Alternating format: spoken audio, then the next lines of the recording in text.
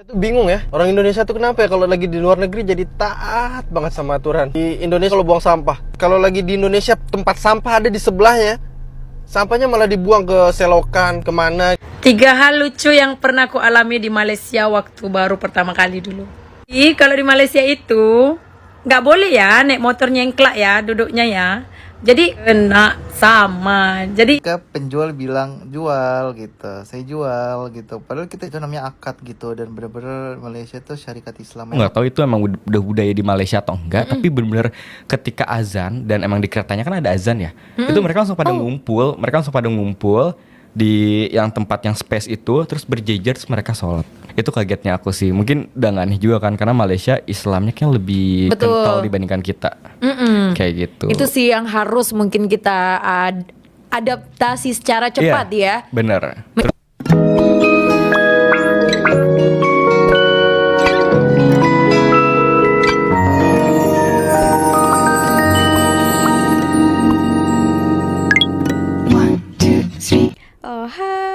Halo teman-teman, apa kabar kalian? Jumpa lagi bersama saya di video kali ini. Saya doakan dimanapun kalian berada tetap diberikan kesehatan ya, dipermudahkan, dilancarkan segala urusannya ya, amin. Nah, di sini ada salah satu TikToker Indonesia ini sampai bingung dia dengan kita ini orang-orang Indonesia ya, termasuk saya juga. Ketika kita berada di negara kita di Indonesia, kita banyak sekali ya tidak ikuti peraturan ya. Contohnya kebiasaan-kebiasaan yang tidak baik itu kita terapkan di sana. Contohnya misalnya kita disuruh mengantri, kita itu menyerobot ke sana kan, tidak mau beratur dengan ikut antrian gitu. Nah contohnya kalau di jalan raya itu kita selalu tak sabaran ya, lampu masih merah kita sudah jalan, tekan-tekan horn sembarang. Yang paling ngerinya lagi buang sampah di tempat merata-merata tempat gitu ya. Tapi ketika kita ini orang-orang Indonesia, kita keluar negara ya, pasti kita itu ikut aturan daripada negara tersebut ya, itu taat peraturan yang sudah dibuat ya. Contohnya kalau misalnya di Malaysia ini ya, orang Indonesia kalau sudah sampai di sini mereka akan beratur itu mengikuti gitu. Tapi kalau di Indonesia sana ya, mereka itu tak tahulah bagaimana. Nah, kira-kira kenapa seperti itu di negara kita langgar peraturan itu, tapi bila kita di negara orang lain kita ikutin pula ya. Oke, nah inilah yang dikatakan kan, sebenarnya kalau lingkungan kita itu baik ya kita jadi baik. Kalau lingkungan kita itu tidak baik, kita pun yang seharusnya baik jadi tidak baik juga ya. Saya tuh bingung ya, orang Indonesia tuh kenapa ya kalau lagi di luar negeri jadi taat banget sama aturan. Di Indonesia kalau mau nyebrang asal nyebrang aja, di sana sini nyebrang, mau serame apapun nyebrang gitu. Tapi kalau udah di luar negeri, lampu hijau tuh bener-bener ditungguin, gak ada yang main HP, diliatin banget, nunduk.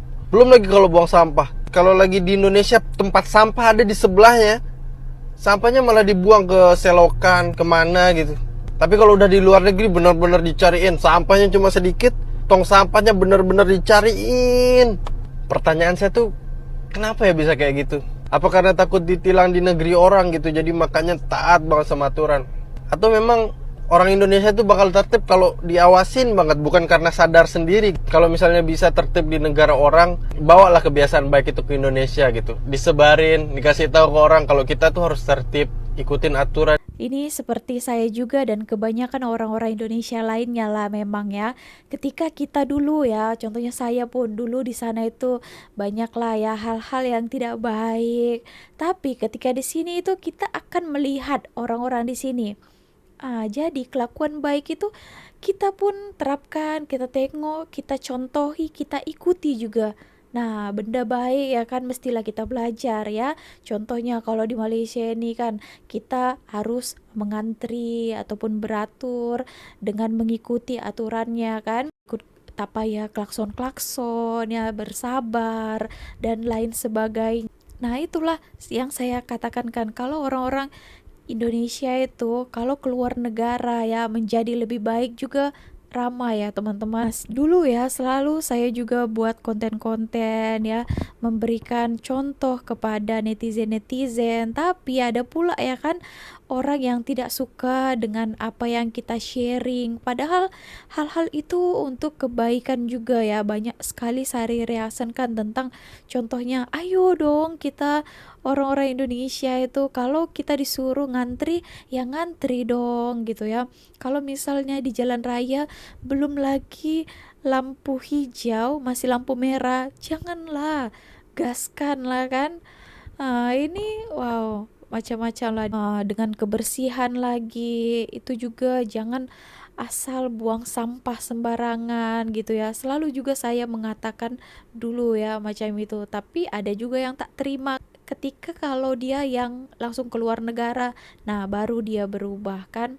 Oke teman-teman, seperti itu. Nah seharusnya kita itu ada kesadaran daripada diri kita sendiri ya, untuk kebaikan kita, kebaikan orang-orang di sekeliling kita, dan juga untuk lingkungan ya sebenarnya ya. Apalagi soal masalah kebersihan, sampah ini banyak sekali nilai-nilai negatif ya yang terjadi akibat kita buang sampah sembarangan, tidak menjaga kebersihan, yang adanya ya bencana kembali kan. Contohnya misalnya banjir diakibatkan parit-parit itu tertumpuk dengan sampah-sampah. 3 hal lucu yang pernah aku alami di Malaysia waktu baru pertama kali dulu. Naik bus. Jadi dulu pertama kali aku mau naik bus, aku pikir boleh di stop di mana-mana bus. Rupanya kita harus berhenti di bus station. Udah gitu cara pembayarannya bus tuh, korang kadang ada duit cukup, duit pas lah. Soalnya abang driver dia nggak bagi balance. Jadi kalau korang ada duit RM5, RM5 lah korang masuk tabung tuh. Kedua, sewa rumah harus ada deposit. Karena aku orang Siantar dan aku pernah tinggal di Medan. Kebanyakannya kan kalau kita tinggal di sana lah, kalau sewa rumah ya deposit kita tuh masuk, yaitu contohnya 5 juta setahun ya, 5 juta aja dong kan.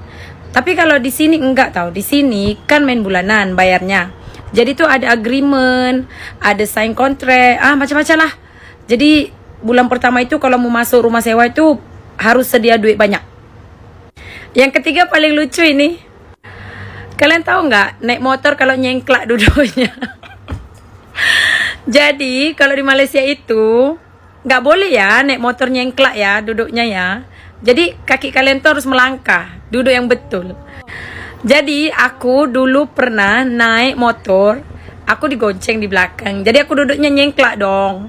Itu pertama kali dulu aku datang ke Malaysia. Aku di stop polisi dan kena saman. Jadi itulah pengalaman aku.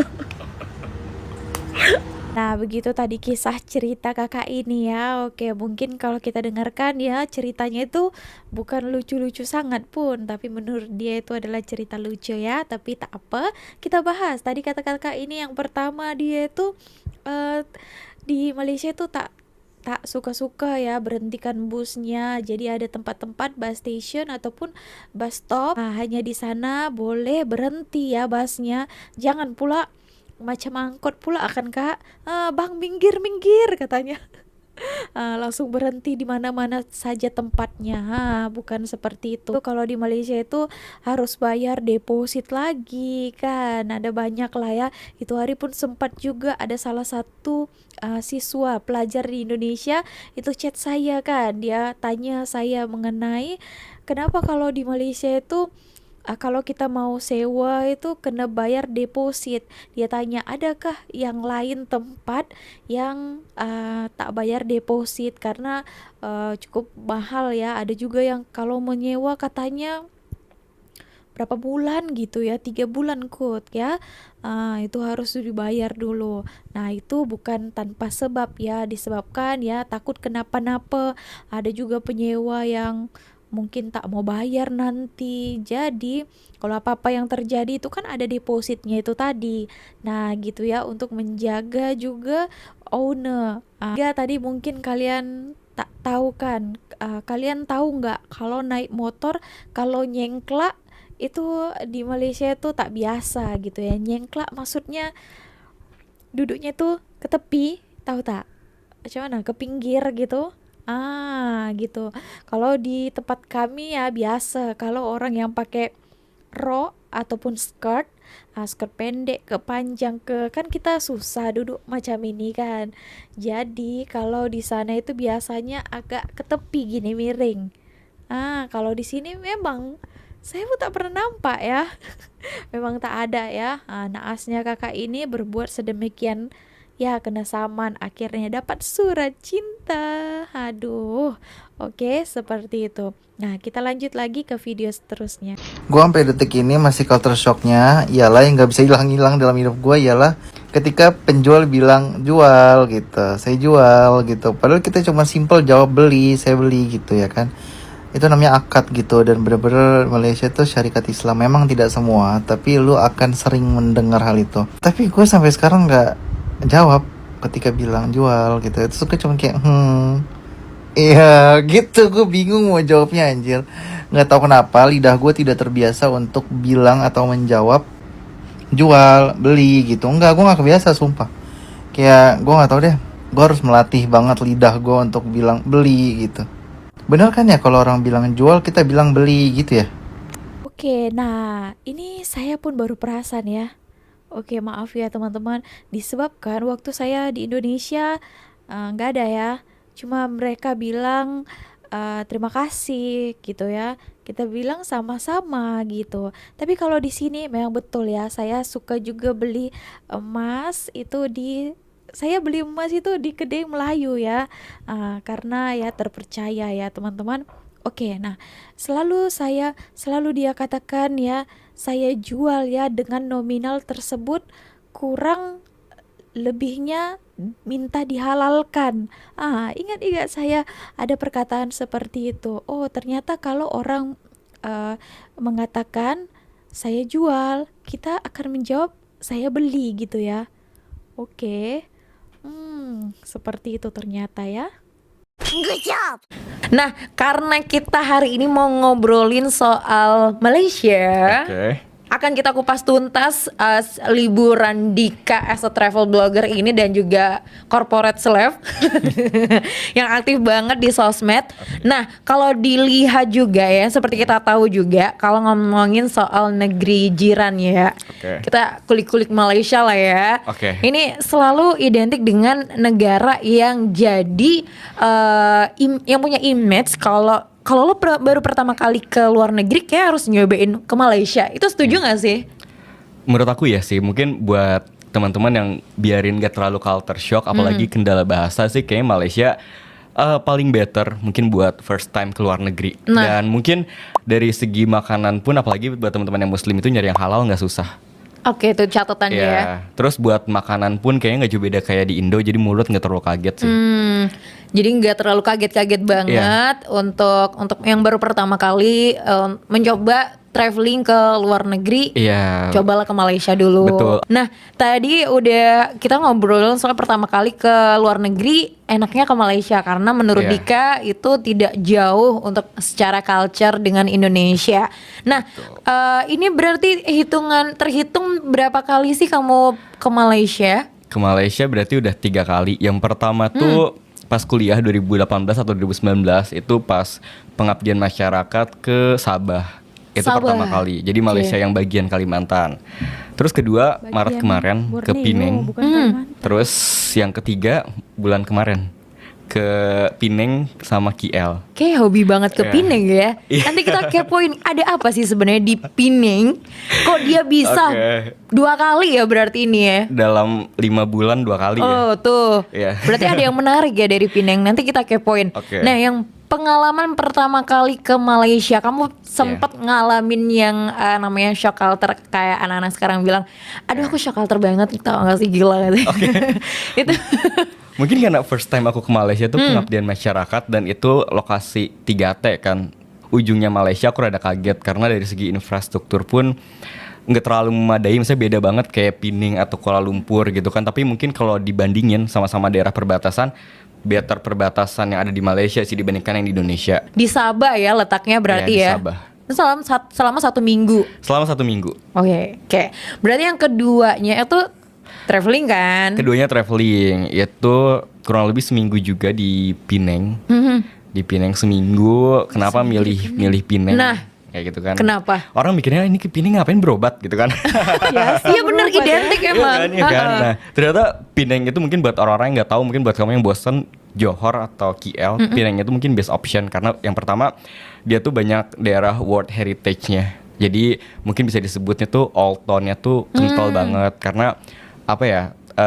Tes Portugis di sana tuh sangat kental, Portugis sama Inggris karena kan daerah jajahan juga, dan katanya sih Inggris itu pertama kali mendarat di daratan Malaysia tuh di daerah Penang. Terus mungkin fun fact-nya Penang tuh kayak satu pulau kecil, jadi satu kota gitu, dan itu tempat wisatanya tuh banyak banget. Oh, jadi biar bisa sekaligus ya. Betul. Tapi yang di Pinang yang bisa di-highlight untuk tempat wisatanya apa aja sih? Mungkin yang terkenal ada Penang Hill, terus Armenian Street, terus mungkin ada The Top. The Top tuh kayak apa ya, ada jembatan kacanya gitu. Itu lumayan terkenal, dan itu jembatan kaca tertinggi di Malaysia juga kayak gitu. Terus ada daerah Penang Esplanade, jadi itu kayak pantai, jadi kita bisa ngelihat mainland Malaysia kayak gitu. Dan dari Penang tuh benar-benar kelihatan tiga, apa ya, mungkin bisa dibilang tiga ras yang berbeda tapi saling nyatu. Jadi kayak India, lokal Melayu sama Chinese. Dan mungkin yang ngerasa di Penang kelihatan beda adalah misal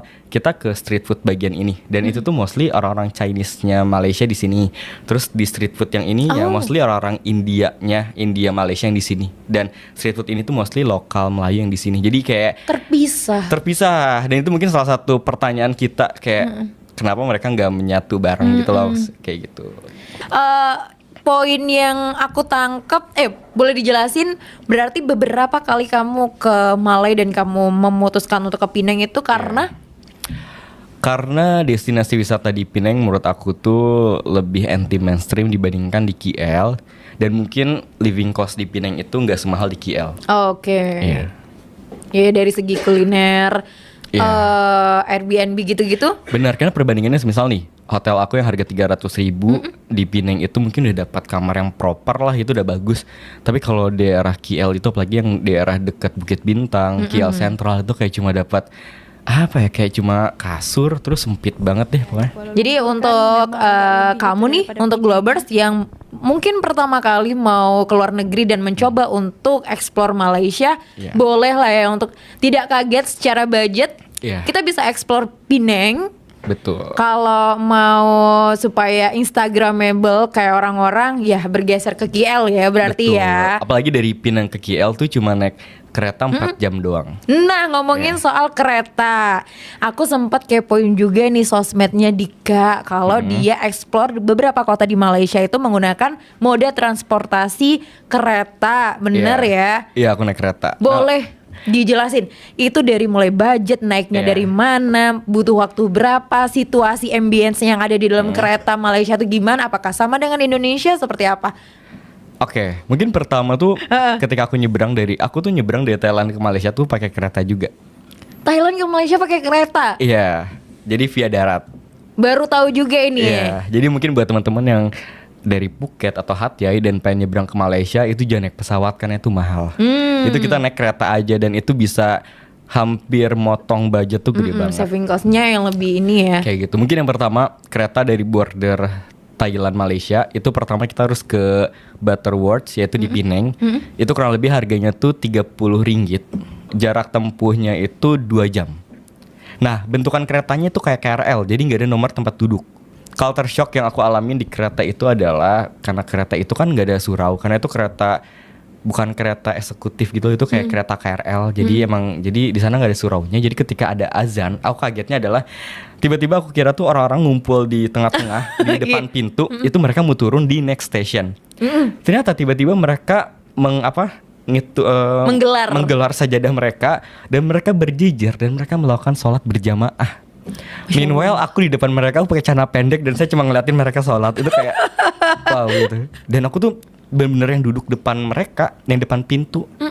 Dan mereka bener sholat, terus bener-bener ada imamnya. Dan aku nggak tahu itu emang udah budaya di Malaysia atau enggak. Tapi bener-bener ketika azan, dan emang di keretanya kan ada azan ya, itu mereka langsung pada ngumpul. Mereka langsung pada ngumpul di yang tempat yang space itu, terus berjejer terus mereka sholat. Itu kagetnya aku sih. Mungkin udah gak aneh juga kan, karena Malaysia Islamnya kan lebih Betul. kental dibandingkan kita. Kayak gitu. Itu sih yang harus mungkin kita adaptasi secara cepat Iya, ya. bener. Terus kalau kita mau ke KL dari Butterworth Penang, itu kita harus naik kereta tapi eksekutif. Jadi namanya tuh KTMB, Kereta Tanah Melayu Berhad. Dan kita harus mesen tiketnya tuh online. Kita mesen di websitenya KTMB. Dari Penang ke KL tuh harganya tuh Rp99. Dan sebisa mungkin menurut aku bayarnya pakai credit card aja sih, itu lebih simpel buat metode pembayarannya kayak gitu. Terus mungkin uniknya di sana tuh ketika kita memilih seat kan, kalau di aplikasi KAI gitu kan, ketika milih seat kan cuma ada keterangan seat ini penuh dan seat ini belum penuh, terisi tidak Iya, tersedia dan gitu ya. yang terisi pun ya udah nggak ada identitas lain. Kalau di sana tuh ada, jadi seat penuh identitasnya tuh cewek atau cowok, sampai segitunya. Pas aku mesen, aku milih seat, terus aku mikir, ini apaan? Ada kode kayak Apa ini tuh kayak woman, ini man, M sama W gitu kan. Aku kira ini apa kan? Terus kan di atasnya ada keterangannya. Oh, ternyata itu seat yang udah terisi oleh laki-laki. Ini seat yang terisi oleh perempuan. Ini menurut aku sangat membantu banget. Mungkin buat yang ladies yang ngerasa nggak nyaman duduk pinggir stranger pria. Mungkin itu salah satu opsi yang bisa dilakukan oleh KAI mungkin ya. Iya, aku Bener, setuju itu sih. berguna banget sih menurut Setuju. aku sih. Itu salah satu yang aku suka ketika pemesanan tiket di keretanya Malaysia sih, kayak gitu. Terus mungkin buat yang teman-teman muslim, surau di mereka tuh proper banget. Jadi di gerbongnya tuh ada surau, mungkin musola ya. Musola. Kalau ya. di kereta Indo kan katanya eksekutif emang ada suraunya kan. Ada. Tapi mungkin tempat wudhunya tuh di toilet. Di toilet, Iya, betul. kalau ini tuh enggak benar-benar tempat wudhu, jadi surau. Terus ada space kecil tempat wudhu, dan itu gak sih yang keran yang bawahnya tuh ada yang buat kaki. ya. Iya. Jadi bener proper banget. Nah, itu cukup lumayan menarik banget sih ceritanya ya, Iya. dari gimana kamu memakai moda transportasi kereta di Malaysia. Oke teman-teman, nah daripada kisahnya itu banyak juga ya, dia tuh macam terkejut ya, apalagi tadi tentang ada orang yang sholat di dalam kereta. Nah tadi tuh banyak hal lah yang dikatakannya ya. Ternyata ya mungkin di Indonesia dia pun tak melihat hal seperti itu. Saya pun baru tahu tadi tuh ya. Tapi sangat membuat selesa kita kepada perempuan ya. Ketika kita memilih tempat duduk tadi itu, jadi kita boleh dipastikan kan, kita kan macam perempuan ini ya agak tak selesa kan. Apalagi kalau di Malaysia ini kan syariat Islamnya itu sangat kuat kan.